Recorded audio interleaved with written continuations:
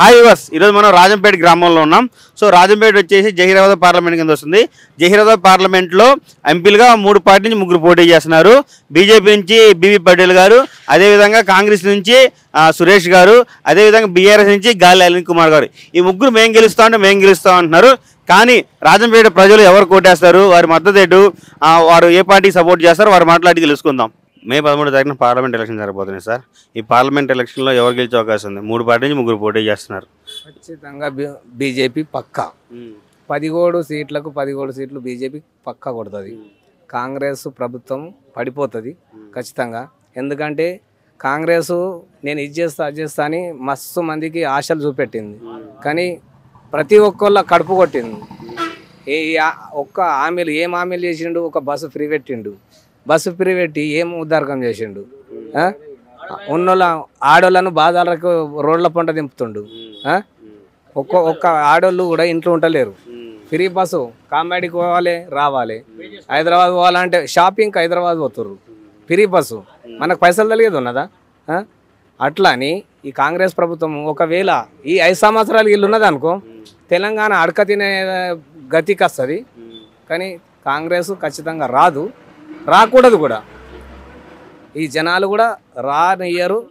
ఖచ్చితంగా బీజేపీ పక్కా 17 సీట్లకు 17 సీట్లు బీజేపీ కొడుతుంది, కొట్టి తీరుతుంది. ఇది 100% నిజం. ఇంకా ఇంకొక విషయం, రేవంత్ రెడ్డి ఒక 15 లక్షల ఆటో డ్రైవర్ల కుటుంబాలు ఉన్నాయి. ఆ 15 లక్షల కుటుంబాల గురించి ఒక్క క్షణం కూడా ఒక ఆలోచన చేయలేడు. వాళ్ళు ఎట్లా పోతుంది, గంగలో పోతుంది, నేను గెలిచింది లెక్క అని ఆడోళ్ళకు నీకు 4,000 ఇస్తా, నీకు 6,000 ఇస్తా అని అన్ని ఆశలు చూపెట్టి అన్ని ఓట్లన్నీ గుంజుకున్నాడు. ఇప్పటికీ ఒక్కటి కూడా చేసింది లేదు. కానీ ఆయనతో చేసుడు కూడా కాదు కూడా. ఏదో ఆడ ఇంత డిపాజిట్ బాగా ఉన్నది, దాని మీద నేను ఎంజాయ్ చేస్తానని అనుకున్నాడు. కానీ ఆడ ఏం లేకపోయే వరకు అలా వచ్చే నెత్తికొక్కుంటుండు, పిచ్చిలేసినట్టు అయిపోయింది. కానీ ఏం చేయాలి అర్థమైతలేదు. అది కాంగ్రెస్ ప్రభుత్వం 5 ఏళ్ళు పరిపాలన చేయకూడదు కూడా, చేయనియరు జనాలకు అందరికీ దృష్టిలో ఏమైందంటే కాంగ్రెస్ అది బేకార్ పార్టీ అని అందరికీ అర్థమైపోయింది. అది ఉన్నా కానీ నాశనమే, రాదు. ఖచ్చితంగా 17 సీట్లకు 17 సీట్లు బీజేపీ పక్కా. నా ఓపెన్ నేను బరాబర్ చెప్తున్నా. ఒకటి ఆటో డ్రైవర్ల కడుపులు అయితే మరీ కొట్టిండు. ఈ కలకాల ఖచ్చితంగా రేవంత్ రెడ్డికి ఆటో డ్రైవర్ల కలకాలు ఎదుగుతుంది.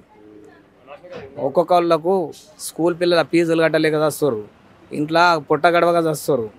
నువ్వు ఫ్రీ బస్సులు వేసినావు, ఇక్కడ పొద్దున్న 3:30కు ఆటోలు పెట్టుకున్నాము.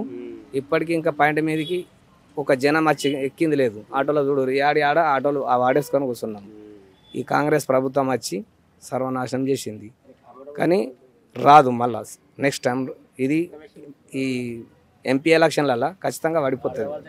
కాకా, ఇప్పుడు మే 13 తారీఖున పార్లమెంట్ ఎలక్షన్ జరగబోతున్నాయి. సో మన జహీరాబాద్ నుంచి ఎవరు గెలిచే అవకాశం ఉంది? 3 పార్టీ 3 పోటీ చేస్తున్నారు. ఎవరు గెలిచే అవకాశం ఉంది? బీ పటేల్. ఎందుకు? బీజేపీ అంతే, సెంటర్లో అంతే. మాకు కావాల్సింది ఈ కాంగ్రెస్ వస్తే బెస్టే. ఇప్పుడు ప్రజెంట్ ఆయన సిట్టింగ్ ఎంపీగా ఉన్నాడు.